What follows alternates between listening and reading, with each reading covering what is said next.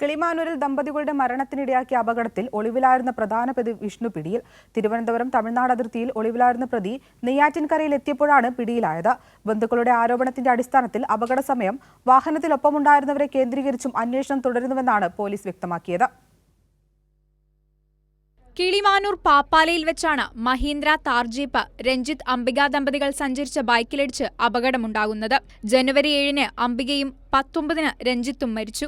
അപകടമുണ്ടാക്കിയ car ഓടിച്ചുകൊണ്ടിരുന്നവർക്കെതിരെ കേസെടുക്കുന്നതിൽ വീഴ്ച വരുത്തിയതിന് Kilimanoor SHO B Jayan ഉൾപ്പെടെ 3 പോലീസുകാരെ സസ്പെൻഡ് ചെയ്തിരുന്നു. ആറ്റിങ്ങൽ ഡിവൈഎസ്പിയുടെ നേതൃത്വത്തിലുള്ള പ്രത്യേക സംഘമാണ് കാരക്കോണം സ്വദേശിയായിട്ടുള്ള വിഷ്ണുവിനെ പിടികൂടുന്നത്. അപകടശേഷം നാട്ടുകാർ ഇയാളെ പിടികൂടിയെങ്കിലും പിന്നീട് പോലീസ് ഇയാളെ വിട്ടയക്കുകയായിരുന്നു. എന്നാൽ അംബികയുടെ മരണത്തിന് ശേഷം ഇയാൾ ഒളിവിൽ പോയി. കേരള തമിഴ്നാട് അതിർത്തിയിൽ ഒളിവിൽ കഴിയുകയായിരുന്നു വിഷ്ണു. ഇന്നലെ നെയ്യാറ്റിൻകരയിലെത്തിയപ്പോഴാണ് പോലീസ് പിടിയിലാകുന്നത്. ഇയാളെ രക്ഷപ്പെടാൻ സഹായിച്ച ആദർശ് എന്നയാളെ കഴിഞ്ഞ ദിവസം പോലീസ് അറസ്റ്റ് ചെയ്തിരുന്നു. അപകട സമയത്ത് വിഷ്ണുവിനൊപ്പം മറ്റ് 2 പേർ കൂടി വാഹനത്തിൽ ഉണ്ടായിരുന്നുവെന്നാണ് ബന്ധുക്കളുടെ ആരോപണം. നഗരങ്ങൾ ഉപയോഗിച്ചും പോലീസ് അന്വേഷണം ആരംഭിച്ചിട്ടുണ്ട്.